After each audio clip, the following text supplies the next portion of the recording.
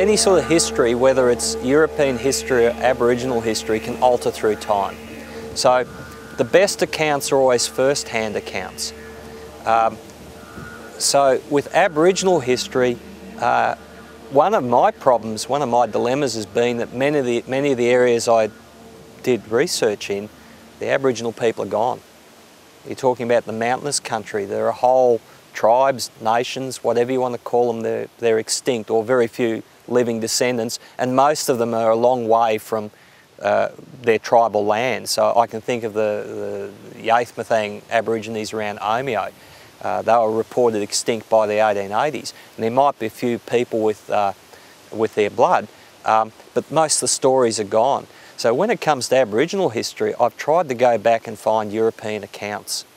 And there are some fabulous European accounts, and you've always got to have reservations that they're being written from the European perspective, but there's a lot of detail in those accounts. And often you can find the names of the fish, the names of the rivers, detailed descriptions of Aboriginal practices.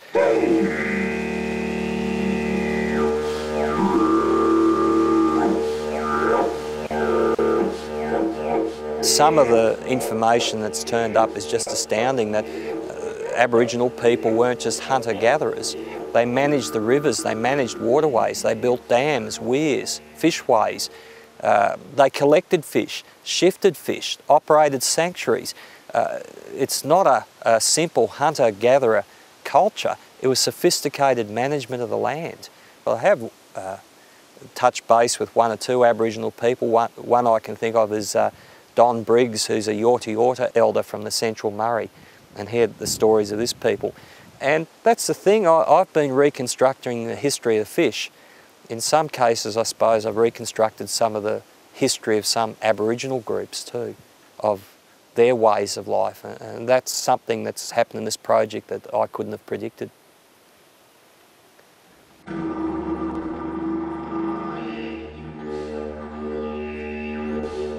So I got curious. I wanted to find if there were Aboriginal names for trout cod. Did they recognise trout cod, Murray cod as different? And the answer was yes. I came across the names. And there was one bit of detective work. There's been an argument going on the Mitta River that there's a locality known as Hinamungi. And modern historical references say it's an Aboriginal word that means a lack of fish. And some local historians like Max Dyer have said, no, that's not true. It means codfish or place of cod. And there's been a debate going on, and through some historical research and some newspaper articles, we've actually been able to identify the origin of the words and the meaning. And it turns out that Hino comes from Yathmathang language and was pronounced Ina or Inmi, and it is cod. And Mungi was fish. And it was not the name of the fish, it was Aborigines trying to communicate with Europeans saying cod, fish, just as I would say kookaburra, bird. So Ina was a local name of cod, and earlier historical accounts record a number of names around Omeo, like Jugal Mungi, Hino Mungi, Bingo Mungi, and they're names of fish.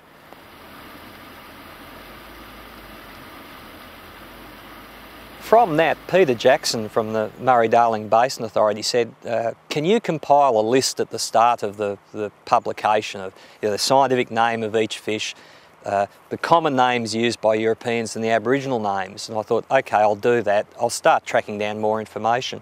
And then I came across a newspaper article written by Mary Gilmore.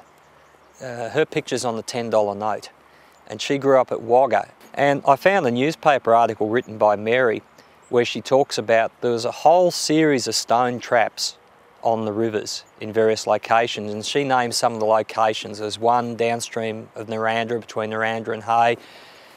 There was one on the Lachlan River. There was one on the Upper Murray. There was one on the Upper Murrumbidgee. But Brewarrina was the sole survivor. And that these places were not just traps for trapping fish. Some of these traps covered many hectares of water, and they were actively managed by putting stones in to let small fish in and out, but keep big fish in those places.